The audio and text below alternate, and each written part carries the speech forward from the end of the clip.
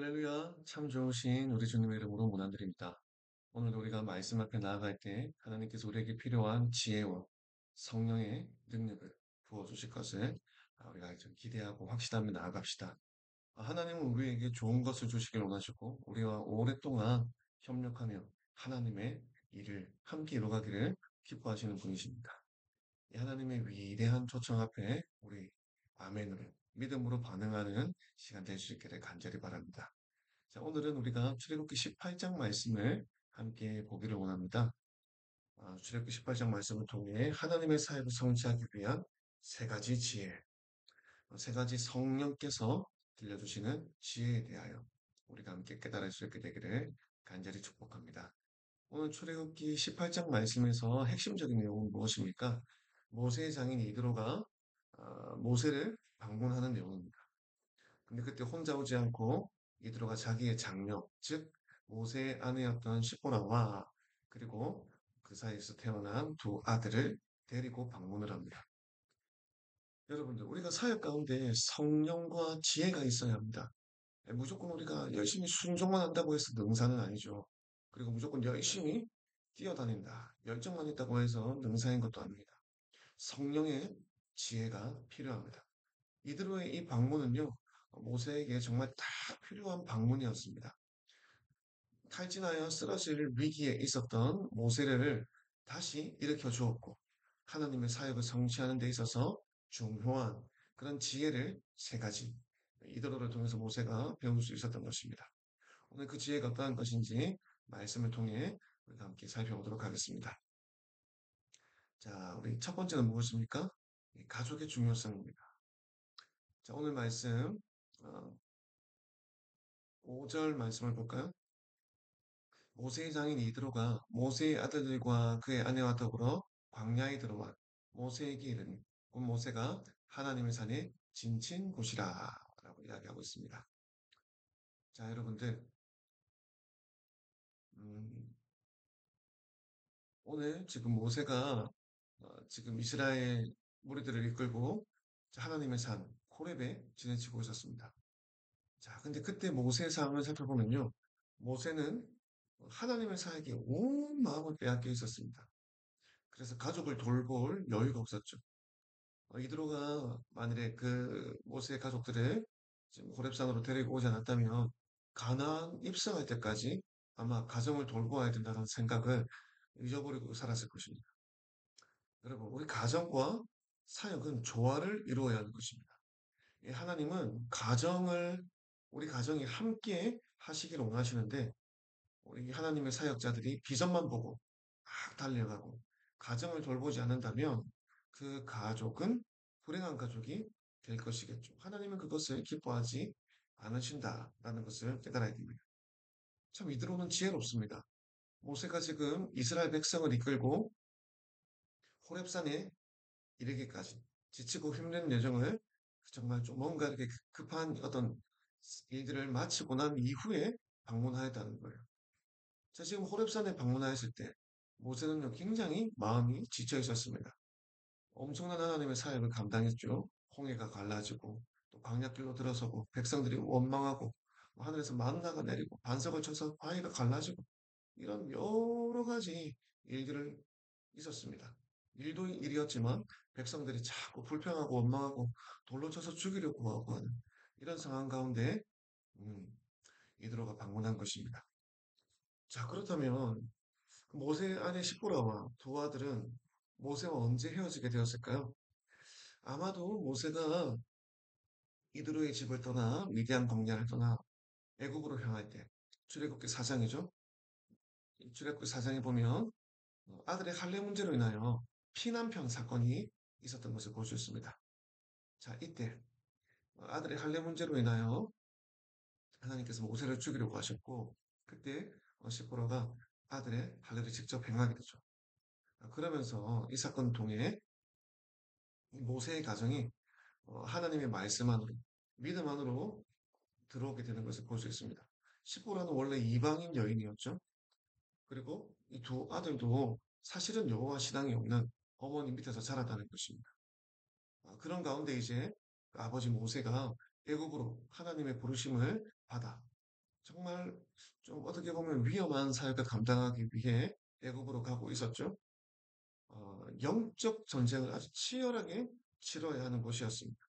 그래서 모세가 자기 가족들을 안전한 이드로의 집으로 돌려보냈던 것이 아닌가 우리가 생각을 해봅니다. 물론 다른 해석도 있습니다. 이 모든 출애굽 사역을 마치고 이제 호렙산에서 미디안까지 그렇게 멀지 않으니까 모세가 시보라와 두 아들을 먼저 장인에게 보내었고 장인이 모세의 소식을 듣게 되었다는 해석도 있지만 저는 전자의 해석이 더 맞다라고 생각합니다. 왜냐하면 출애굽 기사에 모세의 가족에 대해서 한 번도 언급이 되지 않기 때문입니다. 그 장자의 죽음이 있고 하는 뭐 그런 상황 속에서도 모세의 가족의 이야기는 전혀 언급이 되지 않죠.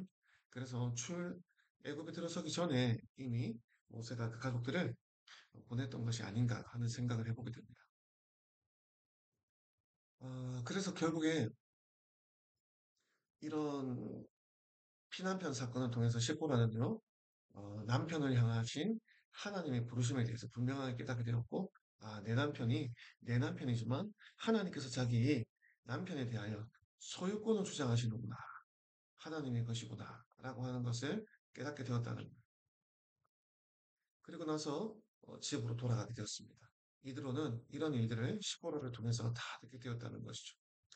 자, 모세의 마음에 지금 아들들의 이름을 지는 것을 볼 때 모세의 마음이 어떤지를 알 수 있죠. 어, 첫째 아들의 이름을 어떻게 지었습니까? 게르솜이라고 했죠. 게르솜은 나그네가 되었다라고 하는 그런 뜻입니다. 나그네. 내가 애굽에서 살았지만 이제는 미디안 광야에 와서 나그네가 되어 이방인서 객이 되었다라고 하는 의미의 뜻이죠. 또 18장 4절에 나오는 엘리에스의 둘째 아들의 이름은 무엇입니까? 하나님이 나를 도우셨다라는 뜻이죠. 하나님 나를 도우신다. 엘리에스. 그런데 바로의 칼에서 구원하셨다라고 해석을 하고 있습니다. 바로의 칼에서부터 구원하시고 나를 도우셨다. 자, 이 모세에게는요, 잊을 수 없는 하나님의 부르심, 하나님의 어떤 부르심에 대하여 그 마음 가운데 바로로부터 구원하실 것에 대한 기대감이 늘 있었다는 것입니다. 하지만 이 모든 사역들을 마치고 난 이후에는 이 놀라운 하나님의 부르심을 모세의 마음에 품고 있던 그 생각들을 하나님께서 이루시고 난 이후에는 가족이 필요할 것이다. 이드로는요, 그 삶의 지혜를 따라 그렇게 생각을 했다는 것입니다. 하나님의 때가 있는 것이죠. 이드로는 하나님의 지혜가 있는 자로서 모세의 가정을 온전하게 세울 수 있는 적절한 하나님의 때를 분별하는 사람이었다는 것입니다. 모세가 출애굽이라고 하는 하나님의 사역을 할 때가 있었고, 이제는 가정이 함께 모여야 할 때가 있다라고 이드로가 생각을 한 것이죠. 그래서 6절에 그가 모세에게 말을 전하되 내 장인 나이드로가 네 아내와 그와 함께한 두 아들을 더불어 두 아들과 더불어서 너에게 왔노라 라고 하면서 때를 맞춰 찾아온 것입니다. 여러분 중요한 사역을 위해서 잠시 떨어져 있을 수 있죠. 그러나 부부가 계속해서 떨어져 있는 것은 성경의 가르침에 맞지 않는 것입니다. 비성경적인 것입니다. 사역이 우리 가족들에게 위험한 어떤 영향을 미치는 것이 아니라면 우리가 가족과 떨어지는 것은 좋지 않습니다. 가족은 늘 함께하며 서로 격려하며 하나님의 말씀 안에서 하나로 세워져 가는 그런 공동체가 되어야 되는 줄로 믿습니다. 자, 두 번째로 중요한 것은 신앙의 눈으로 바라보는 것입니다. 자, 여러분들 모세가 이드로가 장인께서 방문하셨죠. 그리고 하나님께서 행하신 일들에 대하여 이드로에게 직접 이렇게 이야기하고 간증하였습니다. 그때 이드로의 고백은 어떤 것입니까? 여호와는 위대하신 분이시다. 여호와의 위대하심에 대하여 고백하죠. 8절에 보니까 모세가 여호와께서 이스라엘을 위하여 바로와 애굽 사람에게 행하신 모든 일과 길에서 그들을 당한 모든 고난과 여호와께서 그들을 구원하신 일을 다 그 장인에게 말하였다. 자, 이드로가 듣게 되었습니다. 그때 어떤 일이 일어납니까? 자, 이드로가 여호와께서 이스라엘에게 큰 은혜를 베푸사 애굽 사람의 손에서 구원하심을 기뻐하며 자, 10절에 이드로가 말하죠. 뭐라 합니까? 여호와를 찬송하리로다. 너희를 애굽 사람의 손에서와 바로의 손에서 건져내시고 백성을 애굽 사람의 손 아래에서 건지셨도다. 그러면서 11절에 이제 내가 알았도다. 여호와는 모든 신보다 크심으로 이스라엘에게 교만하게 행하는 그들을 이기셨도다 하고 네, 이렇게 여호와는 위대한 분이심을 고백하고 있습니다. 자, 우리가 이들은 어떤 사람이라고 성경에서 소개했는지 기억하십니까? 이방인 제사장이었죠. 여호와를 경외하는 제사장이었습니다. 이드로는요, 영적인 진리를 분별함에 있어서 매우 열려있는 사람이었다라고 생각할 수가 있습니다. 마음속에 하나님을 추구하는, 하나님을 갈망하는 마음이 있었고, 누가 진짜 신인지 분별할 수 있는 영적인 지혜, 영적인 눈이 열려 있는 사람이었다라는 것입니다. 그래서 이들어는요, 어, 이 신앙이 얼마나 중요한 것인가. 우리가 믿음으로 하나님을 바라보고 영적인 눈으로 세상을 바라보는 것. 이것이 얼마나 중요한 것인가 하는 것을 아는 사람이었다는 것.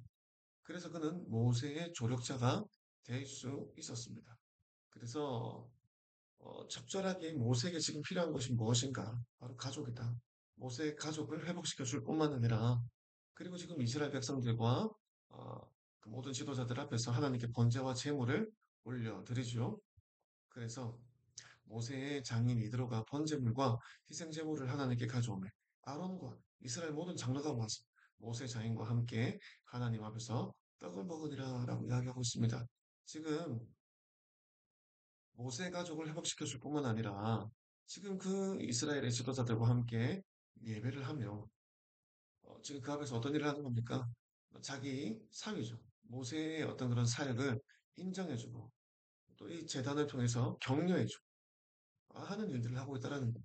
그래서 아론을 비롯하여 이스라엘의 장로들이 이도를 통해서 그 어른을 통하여서 모세가 우리의 리더지. 그렇지. 하나님께서 모세를 통하여 이런 일을 하셨지. 하는 것을 생각하며 그들의 마음 가운데에도 모세를 인정하고 격려하는 그런 마음이 함께 일어났다는 거예요. 함께 떡을 먹으면서 이런 예배 후에 떡을 나누면서 이야기하는 가운데 그들이 더욱더 끈끈하게 하나로 뭉쳐지는 것이죠. 모세의 마음이 얼마나 심적으로 안정감을 느낄 수 있었을까요? 늘 불평불만하고 원망하는 백성들 사이에 있다가 자기를 격려해주고 인정해주고 예배를 이렇게 인도해주고 마치 우리 목사님들이 가정에 신방하셔서 그 가족들 모아놓고 예배 드려주고 또 말씀으로 격려하고 신방 후에는 함께 음식을 나누며 하는 이런 어떤 모습을 지금 이도를 통해서 볼 수 있는 것 같습니다. 신앙이 중요한 것입니다. 영적인 눈으로 하나님이 하시는 일들을 다시 바라보는 그러니까 그 일들을 이야기하고 나눌 수 있는 일이 정말 우리 가운데 필요한 것입니다. 자, 세 번째로 동력과 위임입니다. 자, 사랑하는 여러분, 자, 우리 하나님의 일은요, 리더 혼자 하는 것이 아닙니다. 리더가 혼자 일을 하는 공동체는요, 오래가지 못하고 위기 상황이 닥치면요, 리더가 쓰러지면 모든 것이 다 끝장이 나버려요. 우리는 함께 일하는 방법을 배워야 하는 것입니다. 자, 이드로는 지금 모세가 일을 하는 것을 보고 지금 뭘 하는 거지? 라고 물어보고 모세가 혼자 일을 한다라고 하는 것에 대하여 지혜롭지 못하다라고 조언하고 있는 것을 볼 수가 있습니다. 자, 모세가 이제 다음날 일어나서 하는 일을 이드로가 지켜보았습니다. 자, 모세가 자, 그의 장인에게 대답하되 너 지금 뭐 하고 있느냐라고 하니까 백성이 하나님께 물으려고 내게로 오니라. 그들이 일이 있으면 내게로 오나니 내가 그 양쪽을 재판하여 하나님의 율례와 법도를 알게 하나이다. 그런데 그 줄이 쭉 끝도 없이 서 있는 거예요. 모세 혼자 그 수많은 백성들의 문제를 다 상담해주고 이렇게 있는 것입니다. 그러니까 이 들어가 볼 때 이거는 안 된다. 이렇게 하면 절대로 안 된다. 그들이 일이 있으면 다 이렇게 모세에게 온다는 것입니다. 이게 안 된다라는. 그래서 뭐라고 합니까? 너와 또 너와 함께한 이 백성이 필경 기록이 다시 할 것이다. 일이 너무 너에게 무거운 일이다. 네가 혼자 할 수 없다라고 이야기해 줬다는 거예요. 여러분, 우리가 하나님의 일도 지혜롭게 하지 못하면요, 피곤하기만 하고, 정말로 온전한 열매를 맺지 못할 수가 있는 것입니다. 자, 이드로가 모세에게 알려주는 지혜는 무엇입니까? 바로 함께 일하라. 바로 동력에 대하여 조언하고 있는 것입니다. 어, 이 영적 조직을 아름답게 구성하라는 거죠. 좋은 영적인 조직은요, 하나님의 일을 잘 할 수 있게 행정을 닦아주는 것입니다. 행정이 잘 닦이면요, 고속도로와 같아서 우리가 하나님의 일을 할 때 막힘없이 쭉 달려갈 수 있게 되는 것이죠. 자, 백성 중에서 하나님을 두려워하는 능력 있는 사람을 뽑도록 조언을 합니다. 자, 하나님을 두려워하는 사람은요, 잘못을 한다 할지라도 스스로 돌아보며 자신의 잘못을 돌이킬 수가 있죠. 하나님을 두려워하는 사람이 교회 안의 리더가 되어야 됩니다. 그리고 능력이 있어야 됩니다. 아무나 세워서는 안 됩니다. 저 사람이 우리 공동체에 오래 있었으니까 세워줘야지. 아닙니다. 하나님 두려워하는 마음 있는 사람, 능력 있는 사람을 리더로 뽑아줘야 하는 것입니다. 어떤 능력입니까? 깨끗한 마음. 깨끗한 마음을 가지고 있는 사람이죠. 하나님을 두려워하는 마음이고 자신을 돌이킬 줄 아는 능력이 있어요. 또 사회적으로 진실한 사람입니다. 마음이 깨끗하게 준비된 사람이 필요합니다. 또 물질적으로 준비된 사람이 또 리더로 세워지는 것이 사실 중요한 부분입니다. 돈을 중요하게 생각한다는 것보다는 불이한 이익을 싫어하고 정당하게 일해서 보수를 받는 사람, 이 건강한 재정관을 가지고 있는 사람, 그리고 또 그렇게 물질에 있어서 불이한 것을 추구하지 않을 만큼 여유가 있는 사람, 이런 사람들이 영적인 리더로서 좀 훌륭한 어떤 일을 잘 감당하더라라는 것입니다. 영적 조직은 정말로 필요한 것입니다. 영적인 조직은요, 스트레스 없이 지속적으로 생각할 수 있게 만드는 어떤 고속도로와 같은 역할을 하는 것입니다. 모세 혼자서 200만 명이 넘는 그 백성들의 재판을 계속해서 혼자 감당했다면 어떻게 되었을까요? 아, 필경 번아웃 되는 것입니다. 우리 교회 사는 역시 마찬가지입니다. 수가 몇 명인가 하는 것과 상관이 없습니다. 혼자 다 하려고 한다면요, 스트레스가 이만저만 쌓이는 것이 아닐 것입니다. 우리의 하나님의 일을 이렇게 지혜롭게 감당을 해야 되는 것입니다. 매일 백성들의 불평과 원망을 들어주고 그것을 해결하는 일을 물론 백성들에게 하나님의 율도와 법례를 가르치는 것 너무나 중요한 것이죠. 그것은 가르쳐야 하는 것입니다. 그런데 이런 생각이 매일 반복되고 혼자서 그걸 다 하게 된다면요. 지치게 되고 나중에는 일의 효율성이 떨어지게 되는 것입니다. 그래서 자, 백성 가운데 능력 있는 사람, 하나님을 두려워하고 진실하며 불의한 이익을 미워하는 자를 살펴서 백성 위에 천부장과 백부장과 오십부장과 십부장을 삼아 세우라는 것입니다. 자, 리더에 또 이제 그냥 다 리더가 아니라 뭐라고 이야기하고 있습니까? 천부장과 백부장과 오십부장과 십부장이 있다는 거. 자, 이 리더도 단계를 나누어서 이렇게 세워 나가라는 것이죠. 더 많은 사람을 이렇게 돌볼 수 있는 천부장과 또 백부장과 십부장과 이렇게 오십부장과 십부장까지 세우라는 것입니다. 자, 그래서 그들이 때를 따라 백성을 재판하게 하라. 큰 일은 모두 내게 가져갈 것이요. 자, 그 리더들이 세워진 리더들이 감당할 수 없는 큰 일들도 있다라는 것입니다. 그죠? 그런 일들에 대해서는 어떻게 모세에게 가져갈 것이고 작은 일은 모두 그들이 스스로 재판할 것이니 그래야 하면 그들이 너와 함께 감당할 것인즉 일이 이제 쉬울 것이라는 거죠. 모세는 어떤 것입니까? 이 천부장들과 함께 의논하며 십부장이 감당하지 못한 일을 오십부장, 오십부장이 감당하지 못하는 백부장, 백부장이 감당하지 못한 일은 천부장이, 그리고 천부장이 감당하지 못한 일은 이제 모세와 상의할 수 있게 하는 것입니다. 자, 이것이 지혜로운 일이라는 거죠. 그래서 또 이것은 일의 효율성뿐만 아니라 보다 많은 사람들이 하나님 나라의 사역을 함께 감당할 수 있도록 그들을 리더로 세우는 일이라는 것입니다. 결국 우리 공동체 안에 필요한 것은 무엇입니까? 리더가 세워지는 것입니다. 얼마나 많은 사람들이 모이느냐 하는 것도 물론 중요한 지표가 되겠지만 그보다 더 중요한 것은 무엇입니까? 얼만큼 헌신의 리더들, 즉 하나님의 제자들이 있는가. 그것이 더 중요한 일이라는 것입니다. 그래야 공동체가 세워져 나아가고 힘을 받아서 하나님의 사역을 계속해서 감당할 수 있다라는 것입니다.